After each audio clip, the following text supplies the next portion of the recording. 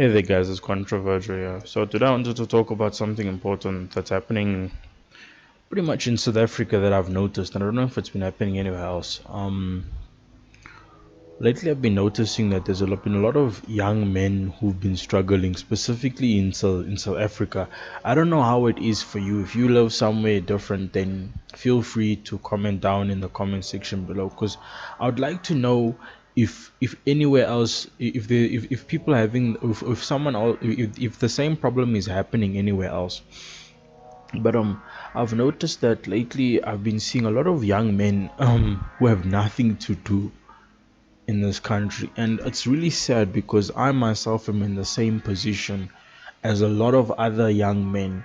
And this problem is that the young men of South Africa have no jobs, have no jobs and no opportunities as to create a future.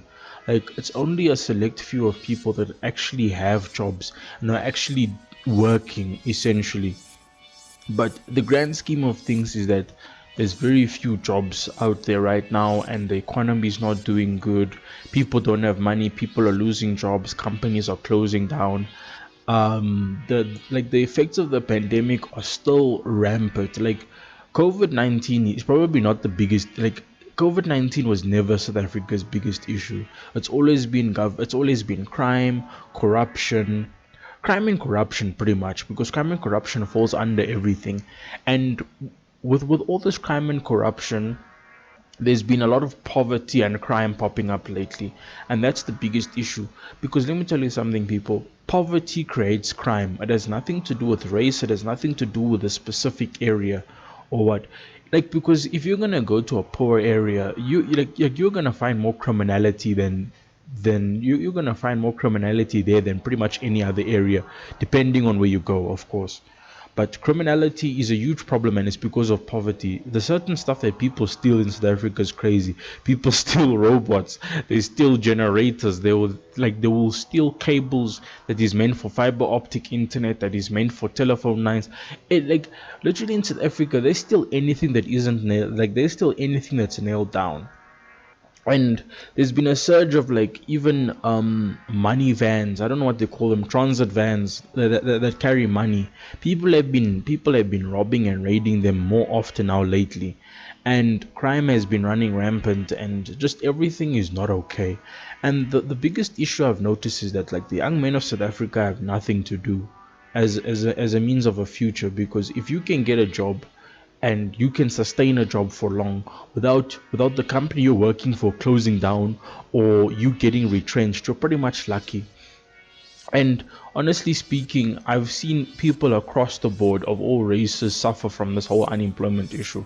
I myself have struggled to get a job for the past, like, I got a job, and then but the pay was very minimal and I could barely do anything else with it. I was only getting paid about 1,000 rand for per month, and I quit that job because I wanted to look for something better. And then as soon as I quit my job, this whole pandemic happened.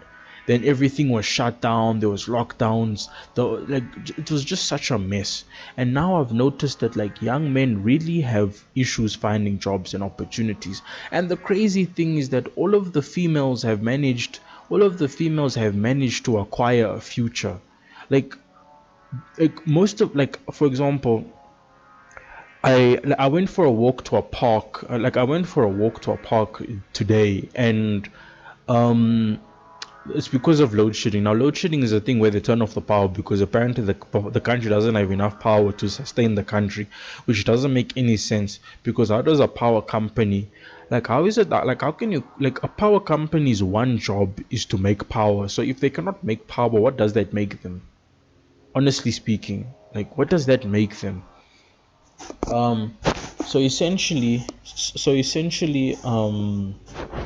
with this, it's kind of crazy because okay, so basically I left the house to go take a walk to a park to go chill for maybe an hour or two, because the walk from my house and walk to the park is pretty long, so I get to think and open my mind. So then on my way back, okay, on my way to the park, I see a bunch of these kids there in this upscale neighborhood, smoking their blunts, doing their lean, their beans, whatever. And, like, this is really the harsh reality of young men in South Africa, is the fact that all they're doing is just buying drugs and then literally smoking up their futures. Their parents buy them cars, their parents buy them all of these things as a means to start a future, but literally the only thing that the only use that they have for the cars is to move them from point A to point B to get their friends and then go to the clubs or do whatever. Like that's literally what parents are doing, and these people are smoking up their allowances and whatnot on weed and spending it and all. And most of the, like, for example, I was walking back and I saw someone from my old high school that graduated like 3 years before I did, and he's still in the same area, still looks the same and everything. And I was like, men are really down bad. Men are really, really down bad, because like 90% of the girls that I went to high school with, most of them have traveled. Most of them are living abroad. They're living in the US, in the UK. So a lot of them have traveled. Some of them are married, and it's like the gents haven't done jack. The men haven't done anything. It's like, and I'm sure it's not like as if they're not trying, because I've been trying to look for a job for the past 3 years now and haven't had any luck. And most of the women have managed to travel, they've managed to get into relationships now. And honestly speaking, this makes me really feel that life is generally easier for women. Like, and most of these girls probably had well-off they probably came from well-off families or something, because even even in poor families, females do better than the boys. Like, I'm struggling to get a job, my brother's struggling to get a job. Like men are really down bad in South Africa, and especially the young men. There's like nothing for us to do. I wish there was opportunities that could take us out of this country, honestly, like some work program or something. I even contemplated doing military service for at one point. I was even like, maybe I should go to, like if I could go to the US military for 2 years, or I'll probably do that. But it's just like the state of the country right now is not tailored towards men anymore. It's like men are not getting jobs, men are not getting opportunities. Like, I literally saw my friend broke down crying, and I literally saw my, okay, not broke down crying, sorry, he almost broke down crying, because we we went to go, we went to go apply and hand out CVs together, and literally all of them said no. I think only like two of them took his CVs. He printed out like 10 CVs and then came back home with like 10. I mean, sorry, he printed like 10 CVs and came back home with like 8. So that just goes to show you. And like, honestly speaking, it was hard for me to see my friend in that state. So as we were walking back, I